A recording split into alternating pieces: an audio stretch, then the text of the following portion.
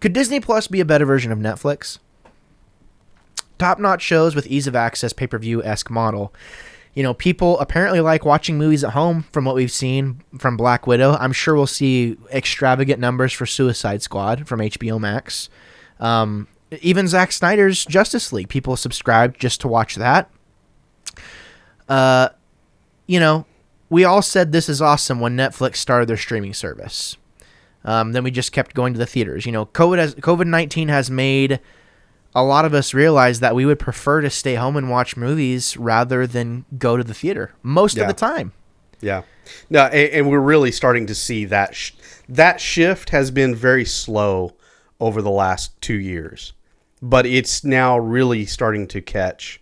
I mean, what was it? There's the famous the Cineplex, real like California landmark out there in Los Angeles. Is finally shut down.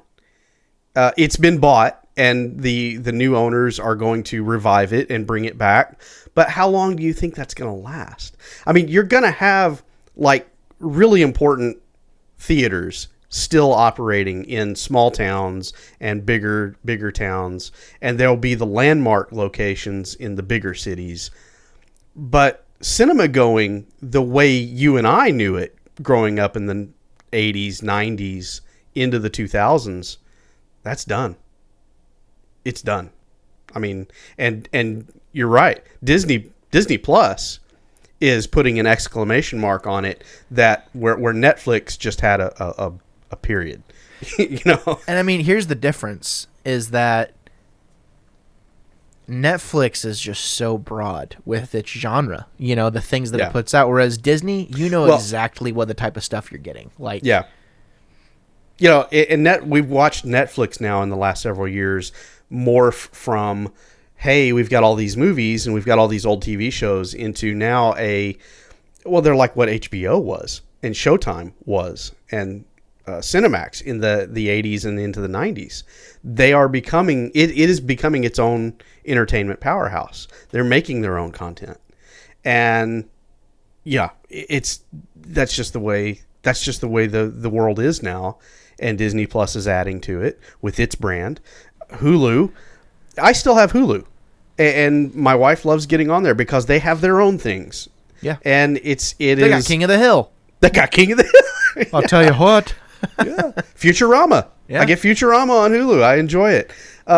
So you know they all have their own little niche, and if you like it, you subscribe for a while, and then you get bored, and then you move on to a different one, and then you get bored with that one, and then you move on to another one. Yeah, I would love to see. I would love to see it come together in a package, and we are starting to see that. Like I had Disney Plus with Hulu, but I couldn't stand the commercials on Hulu, so I just dropped it and just went, you know, full bore with Hulu, so I didn't get commercials anymore. That's the only thing about it that I didn't like. But yeah, this is the world we live in now, and theaters are going to go the way of the dodo. I mean, they really are. There will be holdouts, and for those people that are truly married to that form of entertainment and going out there, they'll still be there. They'll be there to be found and enjoyed, but that's going to be a exception rather than the rule. That's already happened. Yeah, and I mean, I think a lot of these places you see, like Alamo, right, where it's not just a movie theater. If I want to go there and have dinner, which I've done before, great food, you can do that.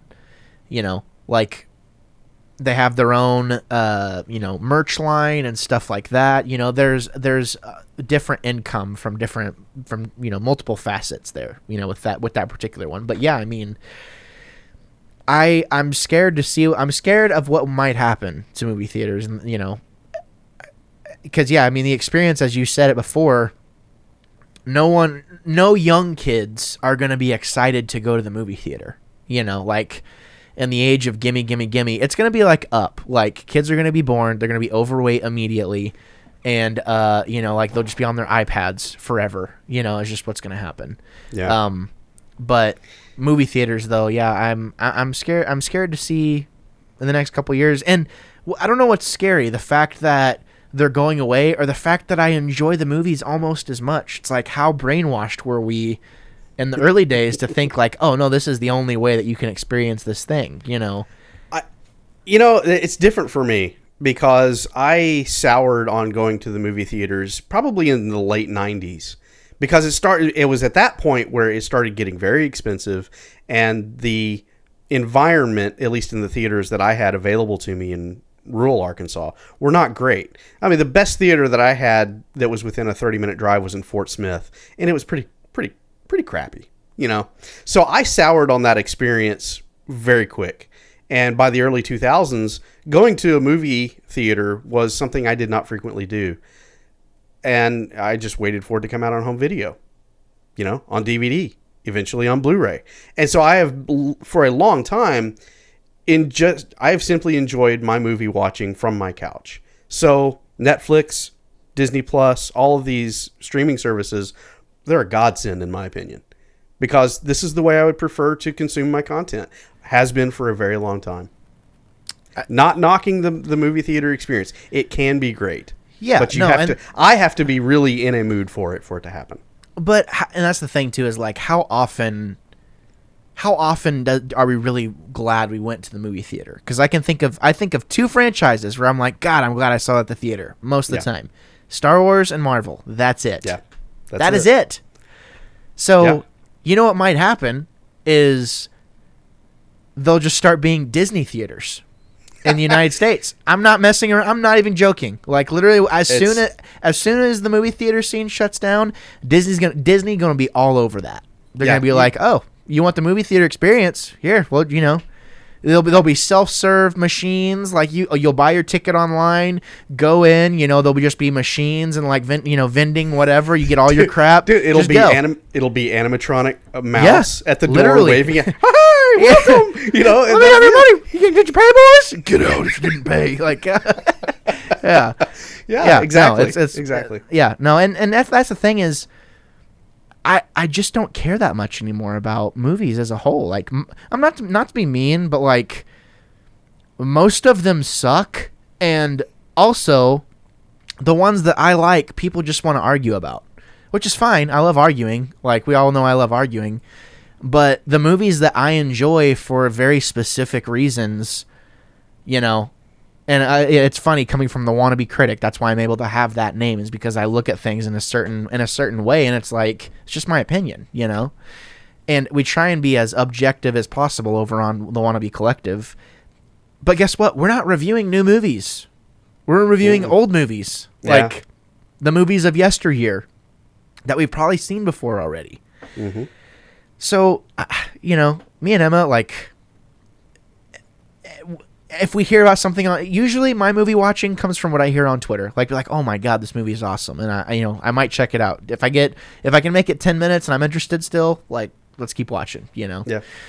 But yeah, I mean, I'd rather just either watch it at home, you know, be able to grill a little bit, you know, make some hot links, some fancy hot dogs, you know, some Kill Bills, go for it. And yeah, just enjoy it in the comfort of my own home. I'm with you. I'm with you. Well, whatever possessed you to check out any of the content that you saw today, I just want to say thank you so much for doing so. If you check the description down below, you'll see that there's a variety of different projects that I'm associated with. This is Wannabe Critic Productions after all. So I just wanted to say, if you enjoyed what you saw today, consider giving some of those other projects a chance as well. There's a lot of stuff that I'm a part of that I do. If you were here for me or for someone else that you saw today, again, just thank you for checking it out, and I hope to see you again. But until next time, I'm Gabriel Fast, and I'll always be the Wannabe Critic.